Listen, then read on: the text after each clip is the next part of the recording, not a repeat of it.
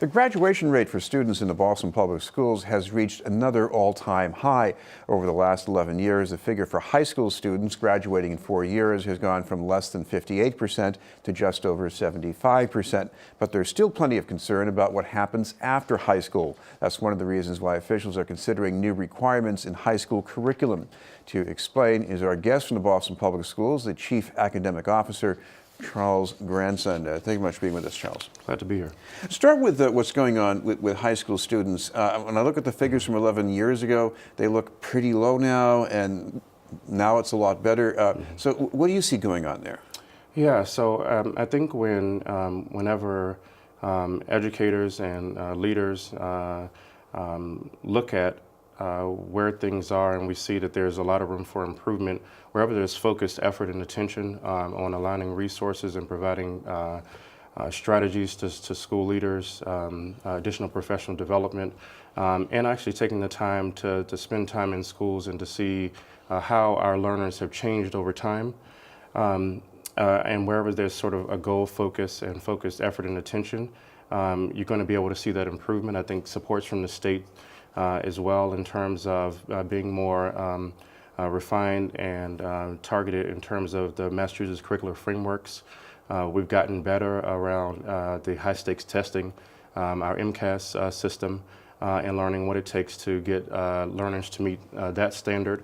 And so the work of education is continuous improvement. It's like life. We're in the business of working with people, human beings, and it's dynamic. But when you focus, you can see sustained improvement. One example of focus is the Henderson Inclusion School. As you might guess from the name, it works with a lot of students who have learning disabilities. They've made progress there. What are they doing?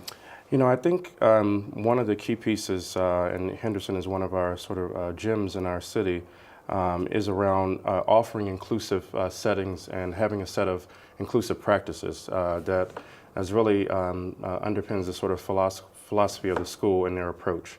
They have strong leadership, they have committed teachers, as many of our schools do, and this idea that we're not going to separate students, but we're going to bring everyone together, whether they be students with disabilities, English language learners, provide them with the appropriate supports that they need, but have one community where we challenge everyone to meet the standard.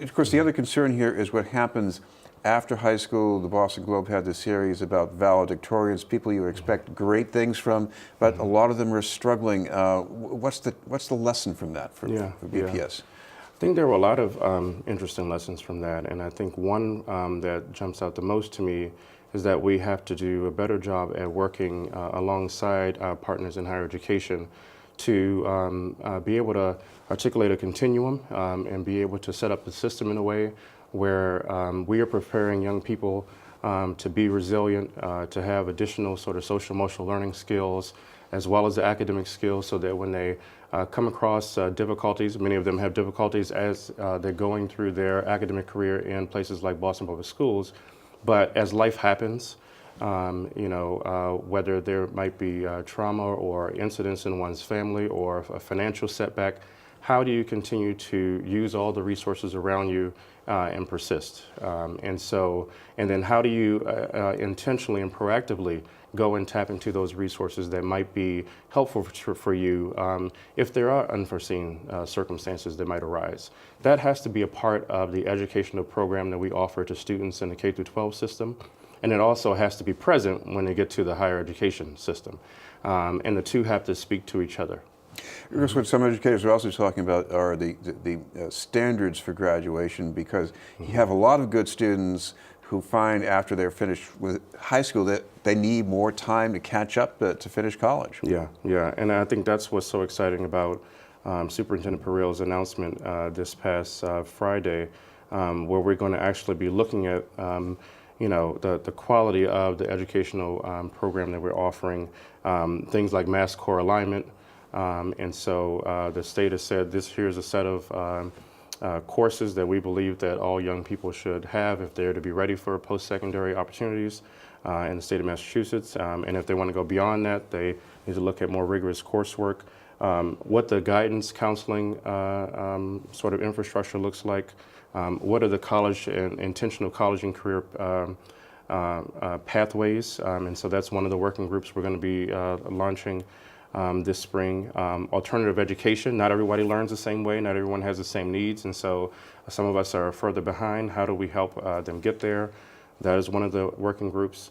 The early warning indicators, right? And so we can look at data and look at ninth grade, and when a young person comes from eighth grade, we can see whether or not they're on track for graduation based on a certain set of indicators. By the way, the yeah. Parthenon report from last year brought up that problem. There were kids who were starting to go off track, and it started early in high school, and people weren't picking up on it. So what's going to be different going forward? Yeah. I think what's great about this opportunity with this work group is that we'll get a chance to study and go deeper into the fact that we know this actually starts much earlier, before ninth grade, right? As early as 6th and 7th grade, and some would even argue early on when you look at literacy, reading, whether or not young people are doing well early on. It is cumulative, and it has an impact throughout their entire career. It has the potential to, unless there is an appropriate intervention. And so it will really be starting at the ground level, like what can we do from as early as first grade, and even the early childhood strategies in terms of making sure the foundation is right. And then when we see those early warning indicators in 7th, 8th grade, rolling into 9th grade, what supports do we have to help learners? City Councilor Michael Flaherty is once again pushing the idea of a year 13. Should that maybe be an option for students at least? Yeah, I think it's an interesting idea. It's something that we definitely have to study more and better understand.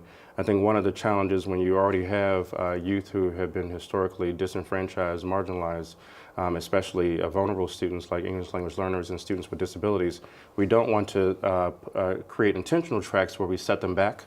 We want them to be able to be competitive with their peers who they're competing with across the state and across the country.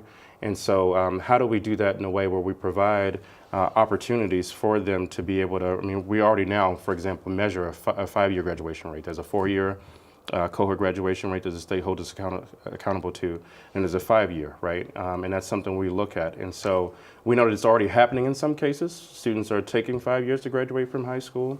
That's not unlike what happens in college. Not everybody does it in a straight line and does it in 4 years. Sometimes it takes longer. But whether we intentionally, whether we offer that as an opportunity for people to have sort of additional supports in a high school setting or in a K through 12 district, and do it in a way where they will still be have an advantage when they go. We want to do not just remediation, but also acceleration. How do we do both? What about the risk of the dropout rate getting worse if you raise the bar for graduation? And the last set of 1-year dropout rate figures show that, a little step backwards. So are you concerned about that? Yeah. I mean, there was a small step backwards with the dropout rates, and I think it's been it ebbs and flows. But there's always a risk and concern for that when you make any changes in the educational environment. I think the job of educators, no matter what we're looking at, is always going to be how do we work with the young people we have to get them to reach the standard. And I think as we raise standards, as we see that other places, other countries or other states have raised standards and have gotten young people to achieve results, we can do it in Massachusetts, we can do it in Boston as well.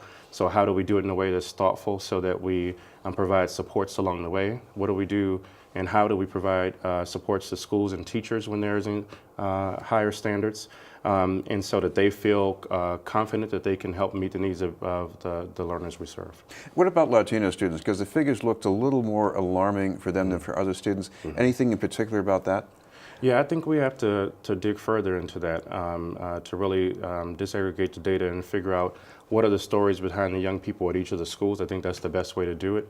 And I think that a lot of the things we're already doing in our district around culturally and linguistically sustaining practices, how do we build cultural competence and safe and welcoming communities and environments in our schools, continuing to build on that work and looking at the data to see as we push in that area how figures like this improve.